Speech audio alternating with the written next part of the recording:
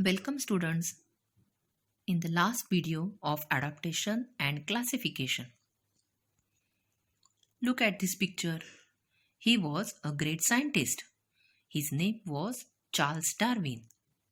He was a biologist who put forward the theory of evolution. What is evolution?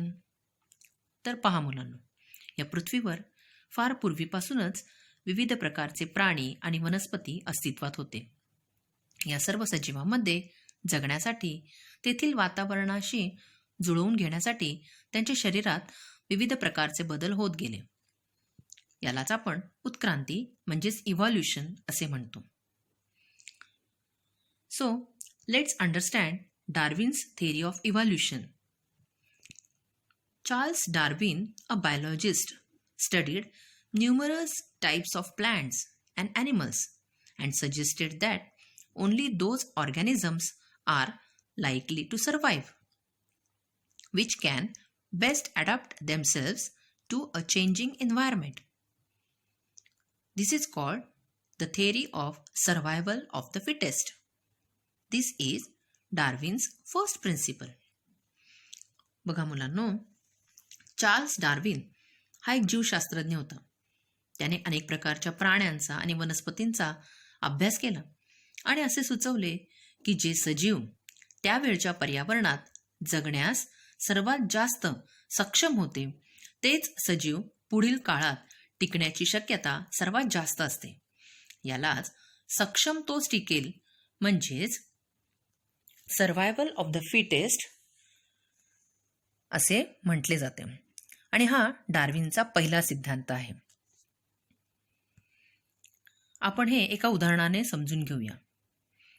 बघा, या पृथ्वीवर लाखो वर्षांपूर्वी महाकाय असे डायनासॉर होऊन गेले.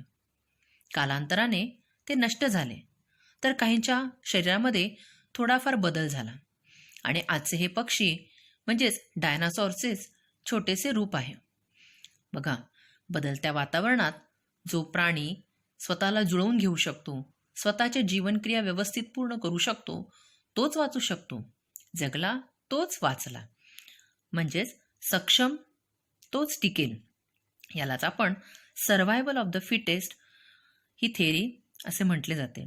आणि यालाच आपण डार्विनचा पहिला सिद्धांत that is Darwin's first principle असे म्हटले जाते. आपण आणखीन एक उदाहरण पाहूया. माणूस हा माकडाचा वंशज आहे. माकडाचा वंशज असल्यामुळे पूर्वी आपण 4 पायांवर चालत होतो, वाकून चालत होतो. आपल्या अंगावर दाट केस होते, शेपटी होती. परंतु नंतर माणसामध्ये हळूहळू काही बदल होत गेले आणि हा माणूस 2 पायांवर ताठपणे चालू लागला, शेपटी गळून गेली. बघा, अशा प्रकारे आपल्यामध्ये इव्हॉल्युशन झाले आणि याच सिद्धांताला म्हणतात सर्व्हायव्हल ऑफ द फिटेस्ट. आता आपण डार्विनचा दुसरा सिद्धांत पाहूया. So Darwin's second principle that is natural selection. If an organism is born with a new beneficial characteristic and is able to survive, this change is preserved in the next generation. This is Darwin's second principle and is called the theory of natural selection. बघा मुलांनो, एखादा सजीव त्याला फायदेशीर ठरणारे एखादे वैशिष्ट्य घेऊन जन्माला आला व टिकू शकला तर त्याची पुढची पिढी ही त्याच्यासारखीच बनते. यालाच आपण डार्विनचा दुसरा सिद्धांत नैसर्गिक निवडीचा सिद्धांत असे म्हणतो, म्हणजेच नॅचरल सिलेक्शन असे म्हटले जाते. आता आपण एक उदाहरण पाहूया. पहा, फार पूर्वी जिराफाची मान ही काही उंच नव्हती. हा जिराफ जेव्हा उंच झाडावरील पाने खाऊ लागला तेव्हा त्याची मान ही अनेक वर्षांनी म्हणजे काही बदल झाले आणि ती मान उंच झाली.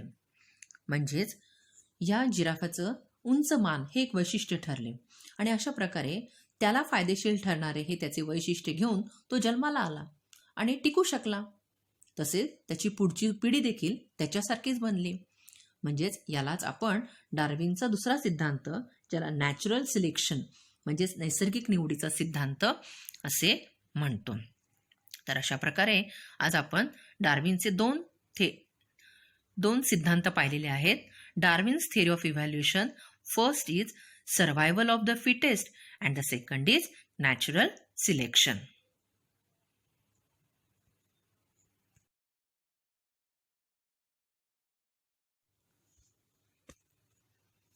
Now, let's learn classification of living organisms. First, what is classification?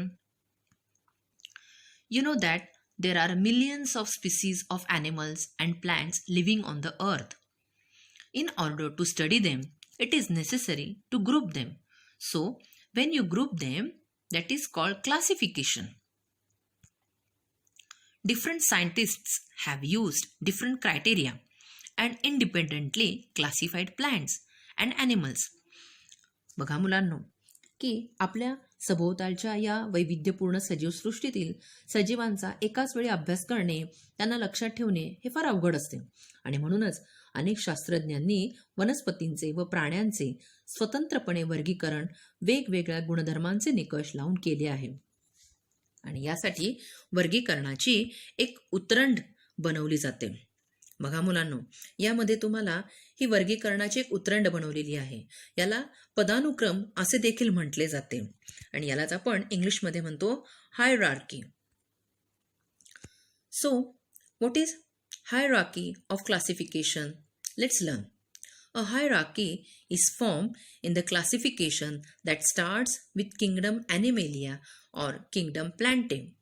Further groups and subgroups are formed depending upon basic similarities and differences. This is called the hierarchy of classification. बघा मुलांनो, सजीवांच्या वर्गीकरणाची जे उतरंड किंवा पदानुक्रम बनवलेला आहे, याची सुरुवात ही प्राणीसृष्टी अथवा वनस्पती सृष्टी येथून होते. पुढे या सजीवांच्या गुणधर्मातील ठळक आणि मूलभूत साम्य म्हणजे सारखेपणा व भेद म्हणजेच वेगळेपणा यांच्या आधारे त्यांचे ठळक गट तयार होतात आणि यालाच आपण हायरार्की ऑफ क्लासिफिकेशन म्हणजेच वर्गीकरणाचा पदानुक्रम असे म्हणतो. Thus, the classification of living organisms was made according to hierarchy. That is, they form the levels of this group and such levels of group are called hierarchy.